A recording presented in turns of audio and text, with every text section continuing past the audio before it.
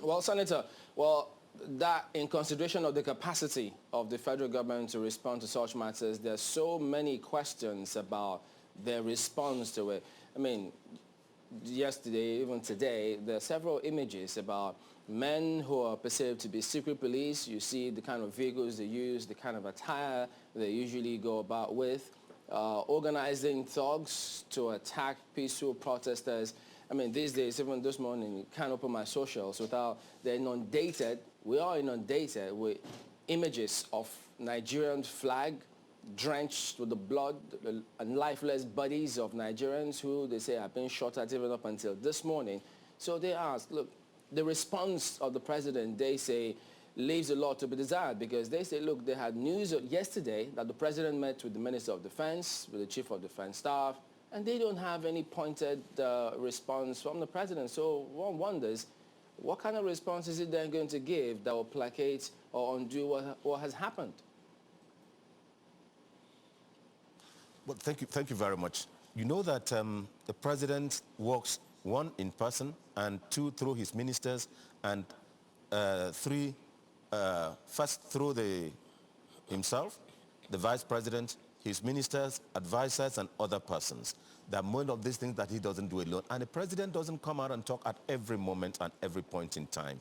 He gives instructions and it is gone down, and it goes down. Let me say that those pictures I have seen are depressing. They are incensing. They are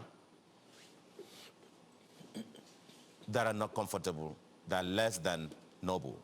But I want to plead with Nigerians, adding the voice or joining my colleague and all Nigerians, that please, it is time for us to come to the table. The table has been created in every state. There is a table before every minister, every officer of government. There are civil society organizations are volunteering to mediate on behalf between the governments and institutions and the protesters to bring up coordinated demands. All the demands they made and the answers have been accommodated. The other ones which are now multiplying and increasing are being accommodated. The government takes and accepts that it is not the boss, that we, from the president down, we're all servants of the people. We are not masters of the people. We obey your voice. We carry we carry responsibility for you. We do what you have commended us.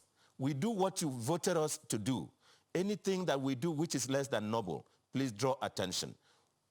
I think this is one occasion that I have seen all leaders, from the president, vice president, governors, and so on, coming to being very humane in addressing every situation.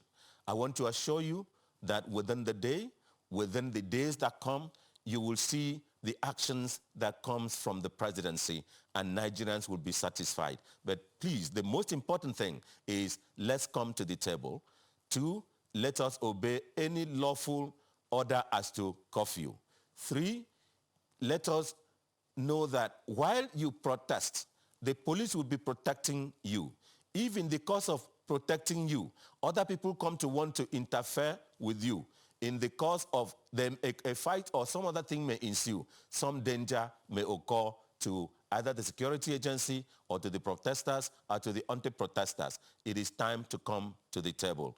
I also want to say that I have seen pictures and video of persons with Prado Jeep, with Toyota vehicles, other Toyota Hilux vehicles or so on, carrying people. I haven't seen where those people were dropped. I cannot say where they were taken to. I cannot say who the officers, who people who carried people were. There were just captions by persons who took those pictures of what they thought it was. I want to say that, yes, it is the age of social media, but we should be very wary of what we receive, what we see, and what we believe. Every action of every person Senator, let me bring this in as we wind down now. To douse the so, tension.